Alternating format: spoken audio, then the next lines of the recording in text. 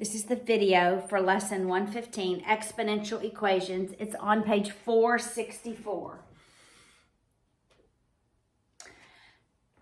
All right, first, I want us to look at the exponential equations. If I have 10 raised to the fifth power equals 10 raised to the x, that's an exponential equation. And we have one variable. When I have the same exact base, my powers or my exponents have to be equal. So I can just set my exponents equal to one another if I have a common base. And that's like example 1. If we have 10 raised to the 1.23 equals 10 raised to the x plus 2, I can solve for x by setting those exponents equal to one another, and it'd be 1.23 equals x plus 2. I merely subtract 2 from both sides, and 1.23 minus 2, negative 0.77 is the value of x. You could plug that back in and confirm it. All right? Now, I have a couple more examples. What if I have 6 to the negative 2a? 6 to the negative 2a equals 6 to the 2 minus 3a. First, I ask myself, common base? I do have a common base. So, I can set my exponents equal to each other. Negative 2a equals 2 minus 3a. I'll add my 3a to both sides. And I have a, the value of a is 2. And I could, again, plug that into the original equation and confirm that those two exponentials are equivalent. Now there's one more example that I have before we look at exponential functions. This is exponential equations. What if I have 3 to the 1 minus 2x equals 243? There's a couple of ways that I can solve this. I'm going to get my other calculator. I can go to logs, all right? And if I went to logs, it would be log base 3, 243 equals 1 minus 2x. This part I could plug into my calculator and solve for x, right? Get a value, then solve for x. I'm going to show you another way. If I can get a common base, then I can set the exponents equal to one another. And I believe 3 to the fifth power is equal to 243. So really, if 3 to the fifth power equals 243, then for 243 I can substitute in 3 to the fifth power equals 3 to the 1 minus 2x. Then I could set my exponents equal to each other and then solve for x, okay? So a couple of different ways you can work this. We're going to use this with our exponential functions, all right? But before we begin looking at exponential functions, actually let's begin looking at exponential functions, all right? So if I were to graph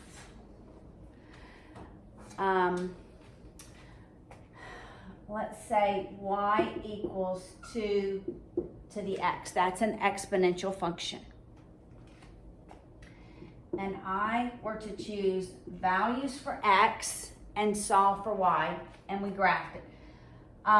Let's go negative 2, negative 1, 0, 1, 2.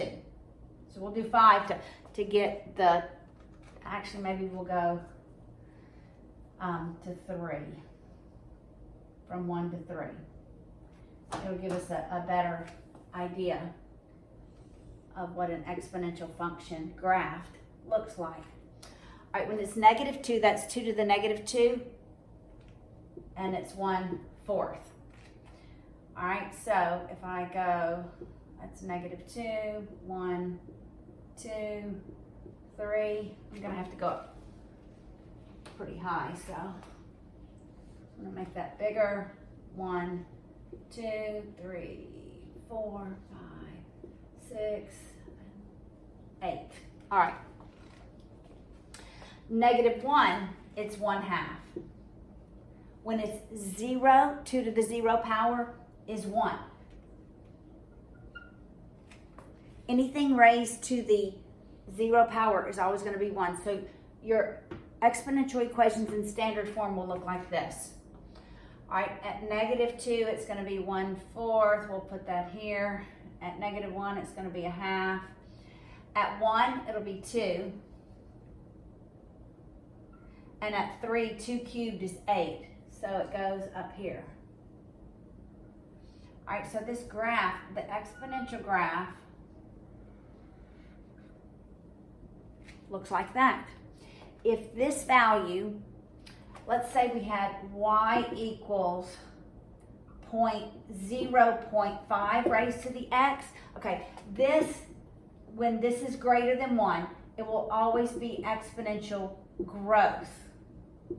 Right? You see the growth in the curve. It grows, y grows exponentially in comparison to x. This is exponential decay. It means y decays exponentially compared to x. So this one would look something like this. All right, that's exponential decay. Look at the examples in our textbook.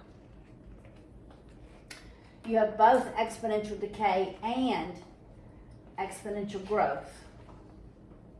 And look what happens as the exponent changes. All right, so this first one, like this is 200. And actually, if you went to the other side, notice there's never a negative y value graphed unless it's been transformed vertically.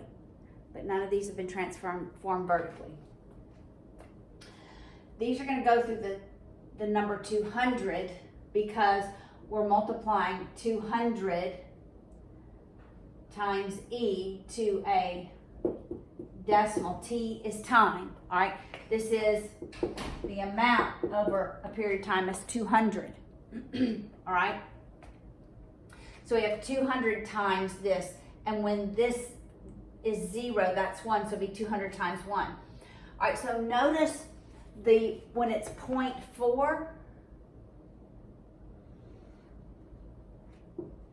this is when my exponent is 0.4t, as opposed to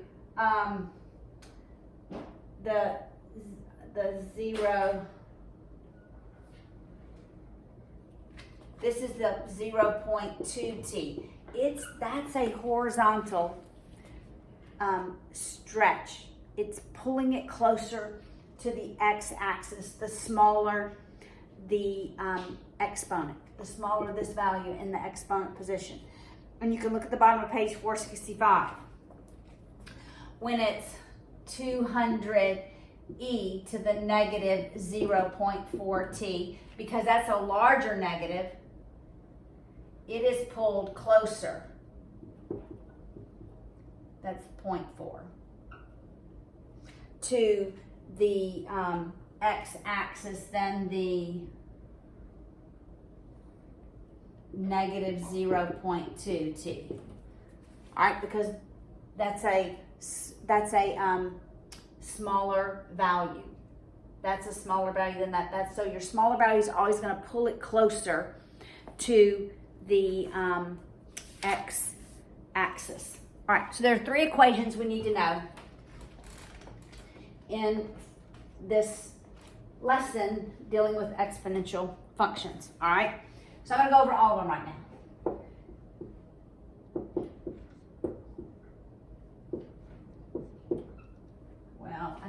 in the exponential place. E to the kt. We have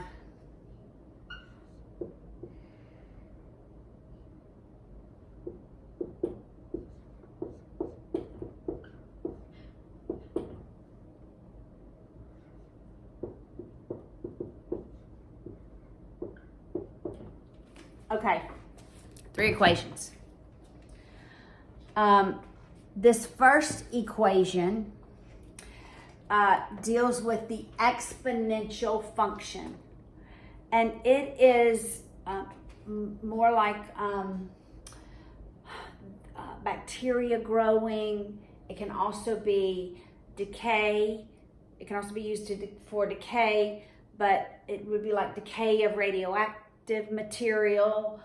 So you're going to see this with bacteria or rabbits reproducing. And so this is the amount over time equals the original amount, what we begin with, all right? And E is E, right? It's for exponential equations. K is a constant, and T is time. All right, so this is going to be used pretty much for anything except if we're dealing with money. These two, we're going to be dealing with money. All right, it also has one that has T. So we have two for money. One when we're just dealing with exponential decay or growth, not dealing with money. All right, they use A sub N in the book, but it's A sub T. So this is the amount over time. This is your principal. Your principal is the original amount you deposited into your account, okay? It's just the original amount you have to invest. R is the rate you're going to earn, but it's as a decimal. Write it as a decimal. And really that should be your annual rate. T is going to be your time. So this is if it's an annual rate or anything other than a continuous rate, okay? When you are continuously earning interest, you're going to use this one. So this one is for continuously earning interest, right? All right, again, amount over time, principal, the original amount, E is E, R is the rate, T. So it's like PERT, right? All right, so let's work through these problems that we have in the textbook. All right, we're going to begin with this one over here. And we're going to have to use logs, or what we learned at the beginning of this lesson, to be able to solve. All right, so I'm going to write it. The amount over time equals the original amount times E to the KT. All right, so let's read page 466, 115.2. In the beginning, that's the original amount, there were 400 bacteria in the dish. The number of bacteria increased exponentially, thus triggering me to think I've got to use this formula. 3 days later, that's our time, there were 2,000 bacteria in the dish. How many would there be in 8 days? So I want to know the amount after 8 days is going to be 400 times E to the K8. So I've got to solve for the value of K in order to be able to finish this. All right? Here's another one. All right, let's see if this one works. All right, so I want to isolate this E with the exponent. So I'm going to divide both sides by 400.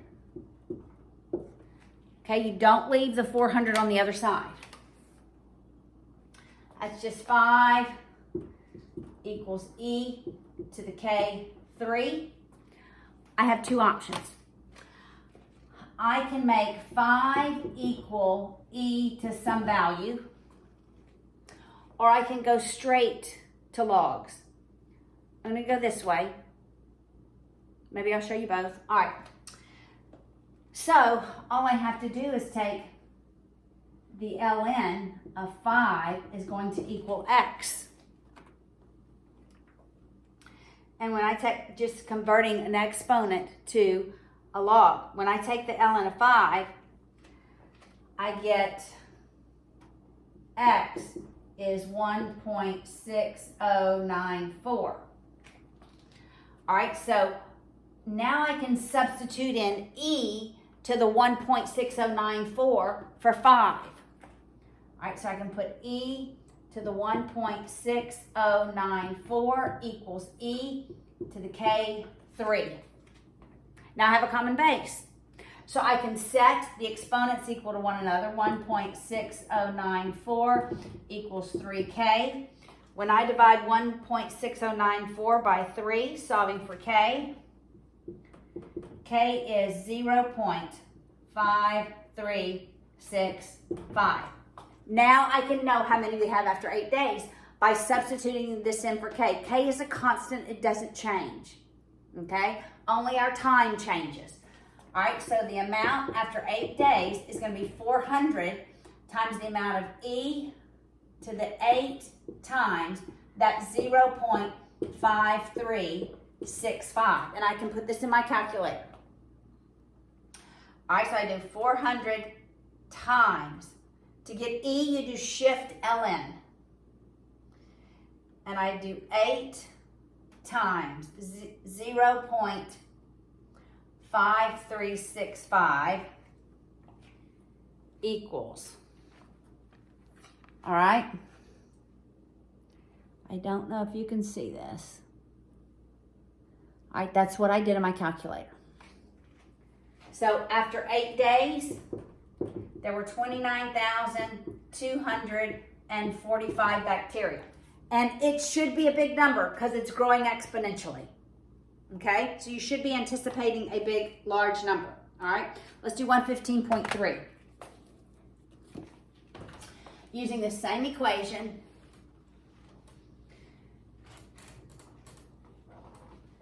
maybe I'll work this one both ways, huh? Okay, in the beginning, that's the original amount, there were 4.25 ounces of radioactive material. I'm on the top of page 467. It decayed exponentially. So now we're decaying, so our amount should be getting smaller. It decayed exponentially. 10 years later, that's my T, we had 3.92 ounces.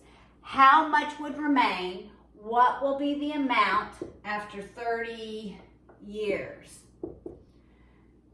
4.25 e to the k 30. All right, so we have to solve for the value of k. First thing I do is divide both sides by 4.25. So 3.92 divided by 4.25 is 0.9224 equals e to the k10. Okay, what I didn't show you last time is I could go straight to an ln, or I can just take the ln of 0.9224 and get an exponent for e. If I went straight to the ln, it would be ln, my base is e, 0.9224 equals my exponent. I could just divide both sides by 10 and I would have the value of k. All right, so let's do it both ways. Let's do the ln of 0.9224. So that would be, doing it this way, be e to the negative 0.0808 equals e to the k10. I'd solve for K by now setting my exponents equal to each other. Divide by 10. That number divided by 10 gives me a value of K, negative 8.0776 times 10 to the negative 3. All right, let's see if we get this here. I'm going to take the ln of 0.9224. Make sure you close your parentheses. Then I'm going to divide that value by 10. And I get the same value. Exact same value. Now I'm going to plug that in for K. So the amount after 30 years is going to be 4.25 times e to the negative 8.0776 times 10 to the negative 3 times 30. All right? So I'm going to take 4.25 times shift ln e to the, I'm going to do 30 times, then I'm going to open up a bracket. And it's negative 8.0776 times 10 to the negative 3, close my bracket, and hit equal. And I get 3.34.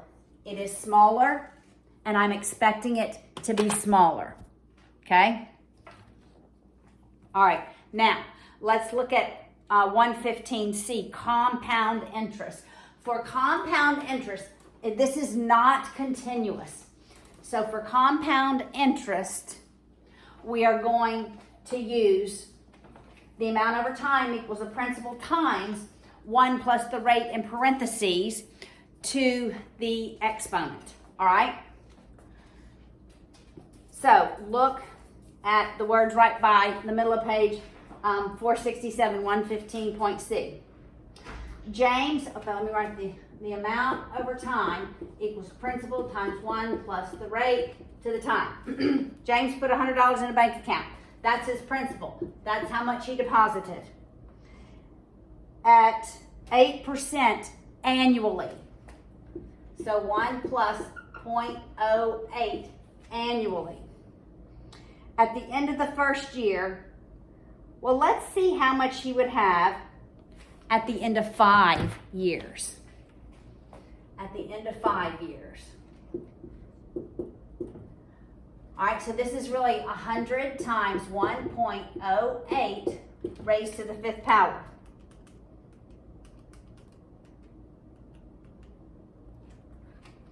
And he would have $146.93. All right, that's how that one's going to work. If this has to be an annual rate. All right, has to be an annual rate. And the time has to be the number of years. Look at example on the next page, 115.4. It's continuous. So now we're not using the compound annually formula. We're going to say the amount over time is the principal times e to the rate times time, PERT, okay? All right, so looking on the top of page 468, Roger deposited $5,000. That's the principal. In an interest-bearing account that paid 7.5% interest, compounded continuously. That clues me in to write the E. The rate is 7.5, so that's 0.075. That's my rate. How much money did he have in 10 years? That's my time. So that's the amount in 10 years. So the amount after 10 years, then I can just put this in my calculator. This is shift ln. So 5,000, I almost put 500 times E to the 0.075 times 10. All right, and that's what that looks like in my calculator. So I have, wow, he has $10,585 and really no cents. okay? Your book doesn't do this whole equation in one calculator entry. They calculate this and round and then multiply by 5,000. The way I did it is a more accurate number. All right, so that is exponential functions and equations.